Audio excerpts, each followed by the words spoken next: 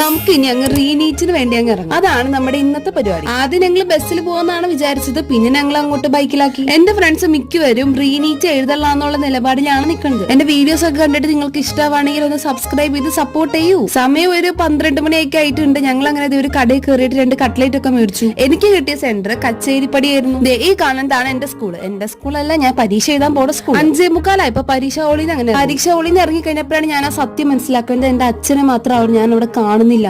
അവസാനം എന്റെ അച്ഛനെ അങ്ങനെ കണ്ടു. ഈ കടയിൽ ചായ കുടിക്കാൻ വേണ്ടി കയറി അതിന്റെ ഒപ്പം കുറച്ച് സാൻഡ്വിച്ചും വേറെ സാധനങ്ങളൊക്കെ മേടിച്ചു. പക്ഷെ അതിന്റെ വീഡിയോ എടുക്കാനുള്ള ക്ഷമ എനിക്ക് ഉണ്ടായില്ല. കാലാവസ്ഥയുടെ മട്ടും ഭാവമൊക്കെ അങ്ങ് മാറാനായിട്ട് തുടങ്ങി. ഞങ്ങൾ റെയിൻകോട്ട് എടുക്കാത്തതുകൊണ്ട് തന്നെ ഞങ്ങൾ അവിടുത്തെ മെട്രോ സ്റ്റേഷനിൽ കയറി നിന്നു. അപ്പോഴാണ് ഒരു ട്രെയിൻ പോണത് കണ്ടത്. ഇന്ന് ഞാൻ 2ാമത്തെ ട്രെയിനാണ് ഇപ്പൊ കാണുന്നത്. രാവിലെ പോയപ്പോഴും കണ്ടു, വന്നപ്പോഴും കണ്ടു. ഇവിടെ നിന്ന് എനിക്ക് കുറച്ചുനേരം വണ്ടികളെയും മഴേനെയും ട്രെയിനെയൊക്കെ ആസ്വദിച്ച് അങ്ങ് നിൽക്കാം. മഴ മാറുന്നവരെ നമുക്ക് വേറെ ഒന്നും ചെയ്യാൻ പറ്റൂല. ചെയ്യാനൊക്കെ പറ്റും. ഞങ്ങൾ അങ്ങനെ മഴ മാറാണ്ട് തന്നെ അതിന് മുമ്പേ പോയി. ഇന്നത്തെ വിശേഷം ഇവിടെ തീരാണ്. So bye bye.